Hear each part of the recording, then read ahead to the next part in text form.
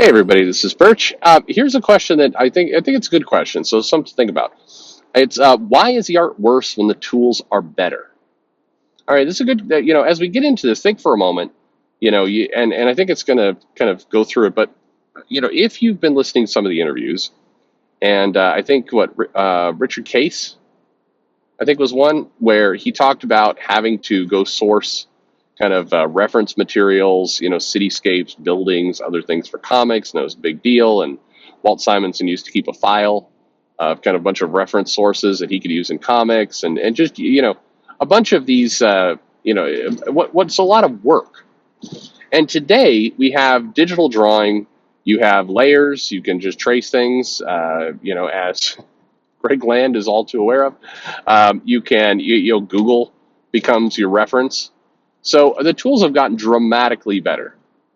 So why is it that the art in many cases is worse?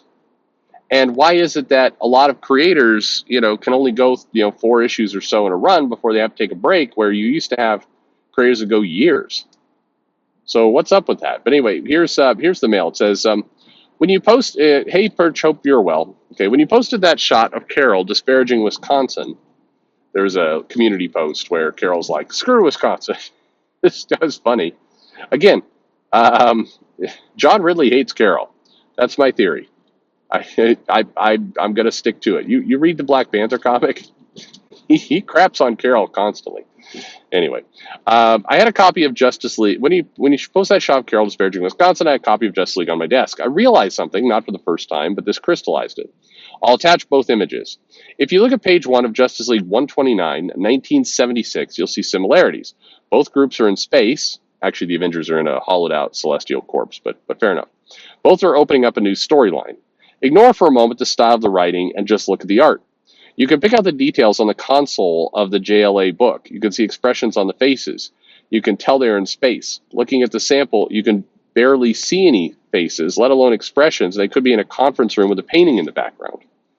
Um, Now I'm kind of wondering if the artist for Black Panther knew they were in that celestial body, so it's somewhere in ice. I wonder if anyway. It could be that the artist actually thought they were in space. Now I'm not so sure. Anyway, um, who knows? It took me a careful look to see that one of the characters has his arm in a sling. Black Panther. How is it possible that a modern comic book artist colorist can have access to the entire suite of Adobe software and can't match the detail of a comic book drawn from an era where the personal computer was still years away? How come muddy coloring and no detail have replaced careful coloring and sharp detail? I'll attach the JLA page I'm talking about. Hope the memory size isn't too big. It wasn't, and we'll put that up there. You're seeing it now.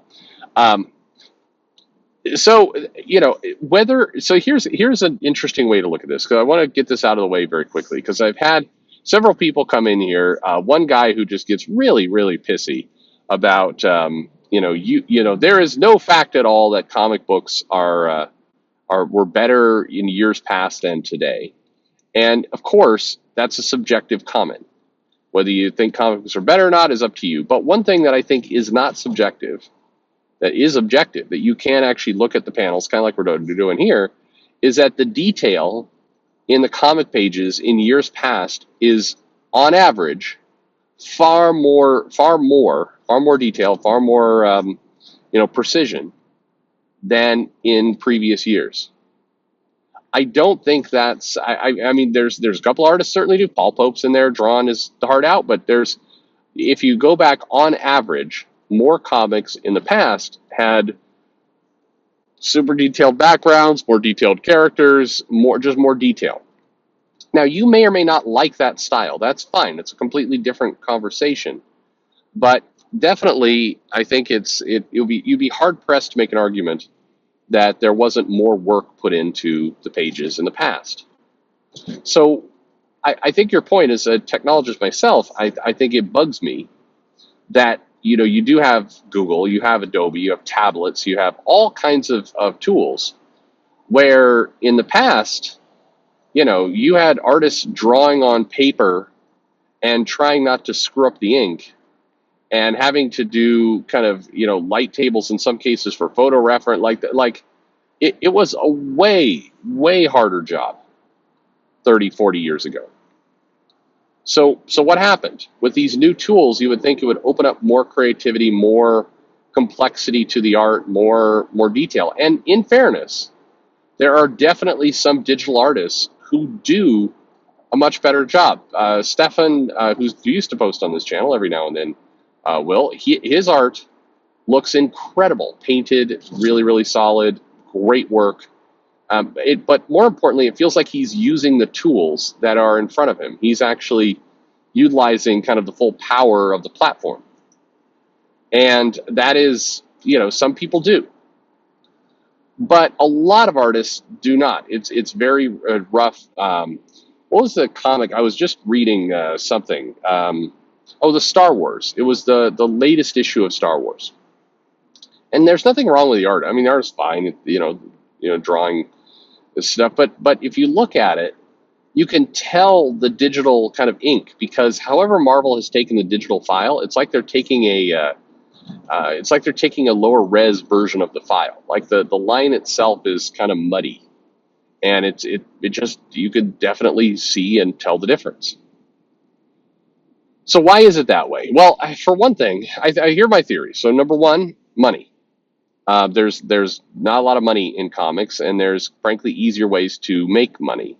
So if you're an artist and you're drawing digitally, you are making, you in some cases at the big two, your rates are, lower than what you would get at being an assistant manager at Starbucks.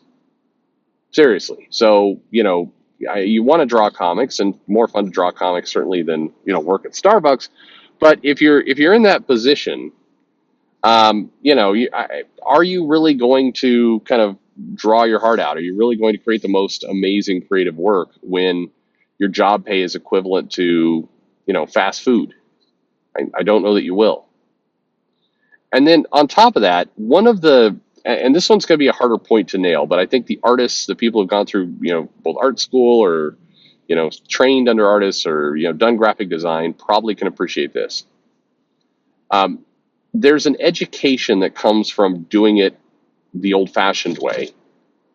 I took art classes and design classes back in the day, and one of the things that they made us do, even though it was completely irrelevant, is we would take out our little X-Acto blades and we would cut litho, and we would do that to do process separation, other things. And what that was trying to teach, what they were trying to teach you, was around print bleed and how you should, set up the page, and how you should, carefully work with the mechanics of the art so you had a more precise outcome. Nobody in that class, teacher, nobody else, believed we were actually going to be going out into the world and cutting litho and doing this as a living. If we were back in the 60s and 70s, I'd be doing that. But in the 90s, that was not, nobody was going to be doing that.